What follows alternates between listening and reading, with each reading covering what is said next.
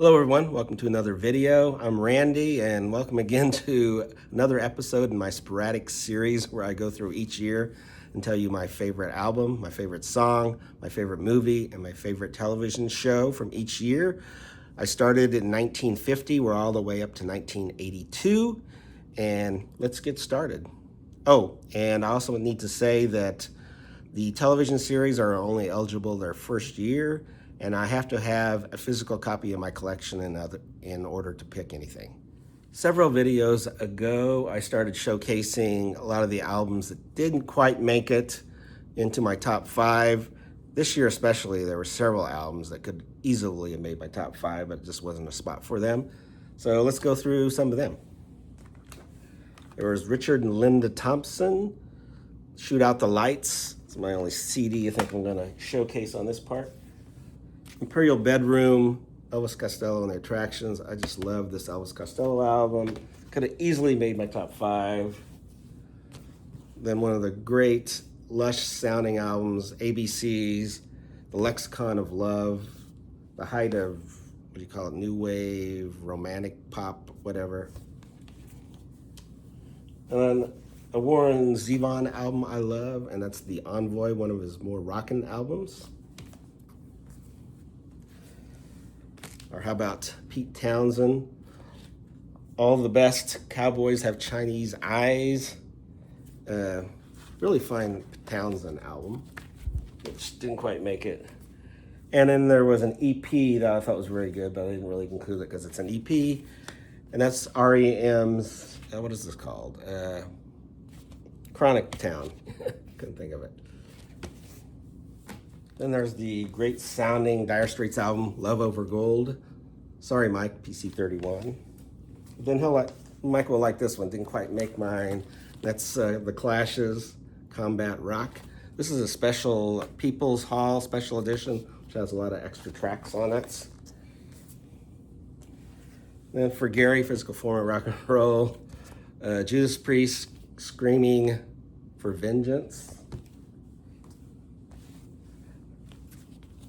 Iron Maiden's The Number of the Beast. Chris Osario, I like that one. Donald Fagen's The Nightfly. Be sure and watch on Rich Strickler's channel. We rank Steely Dan's albums. Of course, he was one of the front men of Steely Dan. XTC, English Settlement. Tom Petty, Long After Dark. X, Under the Big Black Sun.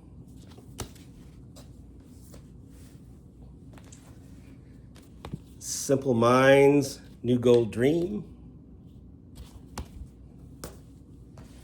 Graham Parker, Another Gray Area, one of his great tunes, Temporary Beauty, one of it should have been a big hit, but it wasn't.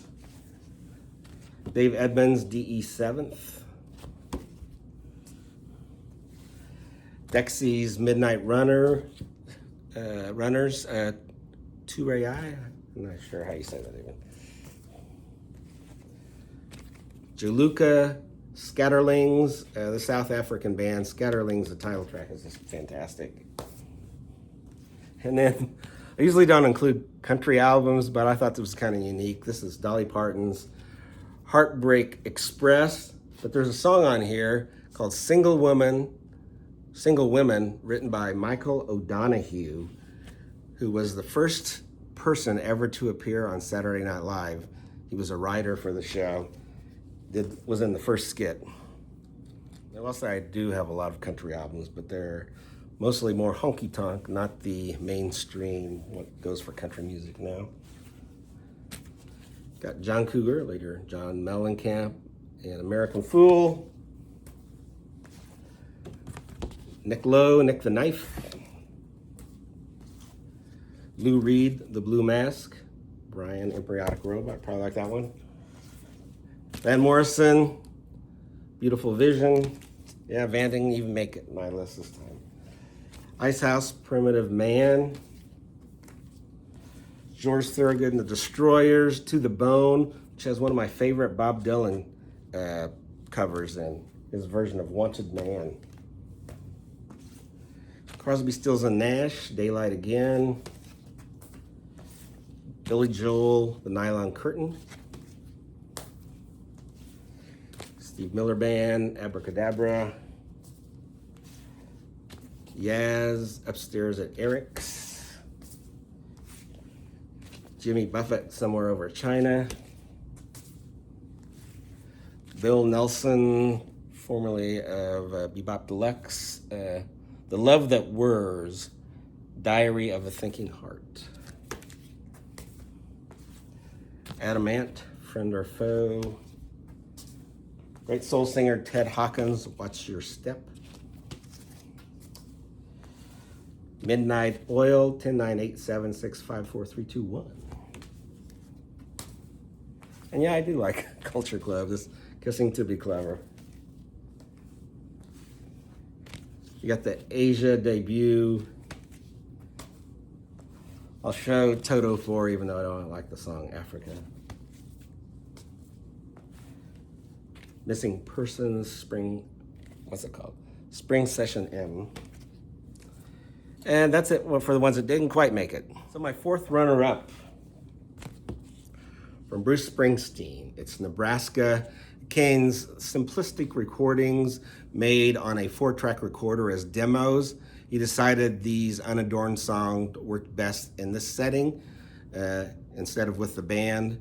You got Atlantic City, Open All Night, Used Cars, and a great closer, the Stark sounding, offering Reason to Believe.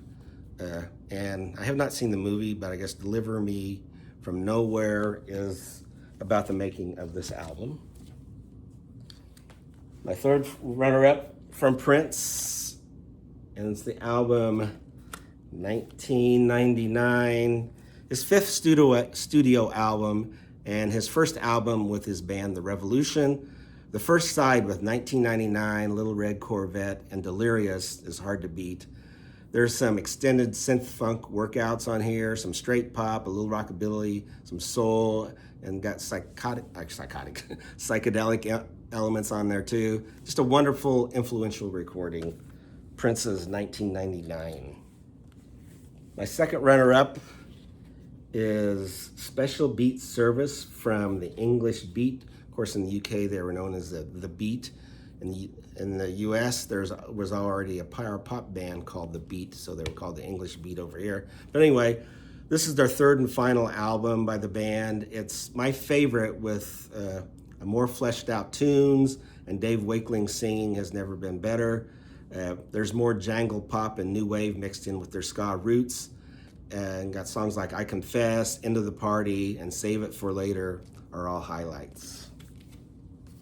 My first runner-up is the self-titled Marshall Crenshaw album. All those great tracks. This debut is a masterpiece of pop excellence. Whether you call it power pop, jangle pop, or Buddy Holly-esque pop, it's full of infectious pop melodies. You can see where 50s rock icons and the Beatles were huge influences. And he did play Buddy Holly in the 1987 film La Bamba. And my favorite album of 1982 is indeed Avalon by Roxy Music. And kind of a weird thing in that I have all of Roxy Music's albums on vinyl, except my favorite, which is this one. But I will get that eventually. This is my favorite Roxy Music album, which takes Brian Ferry's romanticism to new heights. And it's kind of like Roxy Music meets Steely Dan, creating one of the best sounding albums. Some may see it as too polished when looking back at their early records, but I love it. The highlights include the title track, More Than This, Take a Chance with Me, and To Turn You On. So yeah, Avalon by Roxy Music, my favorite album from 1982. And now for my favorite song of 1982, my fourth runner-up from Golden Earring and their album Cut. It's the second song on side 2, Twilight Zone. Probably their most famous song by this Dutch band after Radar Love. Or maybe this is the most famous, I don't know. But it's a cinematic, atmospheric masterpiece that has this driving rhythm and is supposedly more inspired by Robert Ludlum's Bourne Identity book rather than the Rod Serling TV series. A hypnotic tale of espionage. Twilight Zone by Golden Earring. My third runner-up from The Jam, and it's The Bitterest Pill I've Ever Had to Swallow. It's off the album The Gift, but I have I guess it's a 12-inch single, or is it an EP because it's got like 5 songs, or kind of 4 because Pity Poor Alfie kind of dovetails into Fever. But yeah, anyway, the great song of heartbreak and seeing an ex get married that contains some of Paul Weller's most soulful vocals. I first had the Jam compilation CD Snap, and the song That's Entertainment and this song were the first two that I really connected with. Yeah, The Bitterest Pill I've Ever Had to Swallow. My second runner-up from 1982, from Bob Seger and the Silver Bullet Band and their album The Distance, and it's the song Roll Me Away. This is my favorite Bob Seger tune, and it captures the internal struggle of escapism and self-discovery, highlighted by a motorcycle ride across the country. Love the piano by E Street Band member Roy Bittan and the soaring chorus. Yeah, the song Roll Me Away by Bob Seger, my second runner-up. My 1982 first runner-up song is from the English Beat and their album Special Beat Service that I showed before, and it's next to last song, End of the Party. There are several of my favorite English Beat songs in this album, but this is my favorite. It's a little more jazzy, some of the other ska leanings on the rest of the record, and it has some of Dave Wakeling's best vocals. I also love the piano on this one as well, this time by Dave Blockhead Wright as the pianist. My favorite song of 1982 is also from my favorite album of 1982, Avalon by Roxy Music. It is indeed the title track. My favorite Roxy Music song, as well as my favorite from 1982, with its lush arrangement and Bryan Ferry's emotive romantic vocals. I think it contains Bryan Ferry's most beautiful crooning, and the lush dream pop-like landscapes help make it a masterpiece. It's hard to think of a song that sounds better. Avalon, Roxy Music, my favorite song of 1982. All right, now for my favorite film of 1982, the fourth runner-up is this movie Diner, directed by Barry Levinson. If you liked a lot of the random dialogue in Pulp Fiction, I think you'll enjoy the conversations that take place at the local diner in this sort of end of adolescence tale. You have Steve Guttenberg. One of the things I remember most about this movie is you have Steve Guttenberg right here. He makes his prospective new wife take a football trivia test that she has to pass. But yeah, Diner from Barry Levinson. My third runner-up is John Carpenter's The Thing. Terror in the Arctic with this fascinating remake of the 1951 film, The Thing from Another World, with this one supposedly sticking more closely to the source material. It's a thrill ride of suspense and paranoia and some of the best wild special effects, and probably one of the best remakes ever. The Thing, by John Carpenter. It's a third runner-up. Second runner-up for 1982 is this Ridley Scott directed film, Blade Runner. This is a sci-fi classic looking at a dystopian future with noir elements. It presents a captivating new world that explores the idea of identity, what is and what is not human. Great to Harrison Ford performance as well. Yeah, Blade Runner. First runner-up for 1982 in the Steven Spielberg Collector's Collection, or Director's Collection. And it's, of course, the movie E.T. It ups the ante on childhood wonder, with children bonding with a cute alien stranded here on Earth. Roger Ebert called E.T. a reminder of what movies are for, to make us think, feel, take us away from our problems, and I think it does all of these things. One thing I will always remember about it is a Thanksgiving dinner after it came out, and I had a relative talk about how they thought the movie was so dangerous because the children seemed to be smarter than the adults. But Hope they're not watching this video. We'll see. But my favorite film of 1982 is a film by Sidney Lumet, and it's The Verdict. I think it is Paul Newman's best performance as an alcoholic lawyer who takes on a case of medical malpractice that offers him a chance at redemption and restoring a belief in himself. Love the ending scene. Yeah, The Verdict. Paul Newman, my favorite film of 1982. Like I said before, 1982 is much better as far as television is concerned than 1981.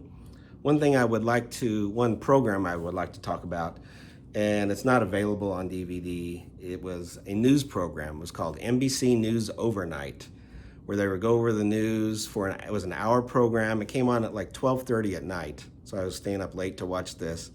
But it was so well written, injected a little humor, and they always ended with the phrase, "and so it goes." Linda Ellerbee was one of the anchors, and Lloyd Dobbins, I think that might have been his name, was the other one. But yeah, just a great series. But I'd actually watch it if they put it out to see old news stories. I think you can see a few on YouTube. And then a couple that didn't quite make it is Matt Houston, got Lee Horsley as a rich Texas man that has become a detective. And then one I'd really like to include, and that's Smiley's People with Alec Guinness as a retired spy who gets sucked back into doing some spy work. And anyway, so those are the ones that didn't quite make it. Now let's get to my top 5. Okay, my fourth runner-up is the series Tales of the Gold Monkey. With the success of Raiders of the Lost Ark the year before, we get an adventure series about a 1930s bush pilot in the Pacific Islands. Although series creator pointed to the 1939 film, Howard Hawks film, Only Angels Have Wings, as his inspiration. The affable Stephen Collins plays the adventurous cargo service operator with Jeff Mackey as his sidekick, and also his one-eyed Jack Russell Terrier, who has to wear an eye patch because he lost his glass eye in a poker game. Yeah, fun series. The third runner-up is Police Squad, developed by David Zucker, Jim Abrams, and Jerry Zucker. It preceded the very successful Naked Gun movie series with Leslie Nielsen as Lieutenant Frank Drebin, and functions as a sort of parody of the 1950s Lee Marvin series M Squad. It was canceled after only 6 episodes, and supposedly the creators were almost kind of glad because they thought it was going to be hard to do a whole series every week to think up those kind of stupid jokes that they tried to do. But yeah, but the movies were very successful. My second runner-up is the series Newhart that stars Bob Newhart as New Vermont inn owner Dick Loudon, who is also a how-to book author. While not as good as the original series with Bob Newhart as psychologist Bob Hartley, this moves up in the rankings for having the best final scene of any television series ever. Yeah, you'll have to watch the last episode. Newhart. My first runner-up is the series Remington Steele. This is a detective series where Stephanie Zimbalist stars as the real head of a detective agency with a fictitious male superior of Remington Steele. Well, Pierce Brosnan shows up and assumes the identity of Remington Steele, and they make a nice combative team, and the film fan of me loves it because every episode reminds Brosnan's character of some movie, as he's a big movie fan as well. Yeah, Remington Steele, fun series. But my favorite television series of 1982 is Cheers. Sort of a comfort food of a TV series concerning the bar Cheers, where everyone knows your name, run by Ted Danson as Sam Malone, an ex-Boston Red Sox pitcher and recovering alcoholic, and an amusing band of employees and regulars, as you can see here. It had some sharply written dialogue and just a stellar cast. One of the best situation comedies ever, and included 2 spin-offs, the Tortellis, and Frasier, which was successful. Tortelli's didn't make it. But anyway, that's my favorites from 1982. Let me know yours down in the comments, and I hope everyone's doing well, and thanks for watching. See you next time in 1983.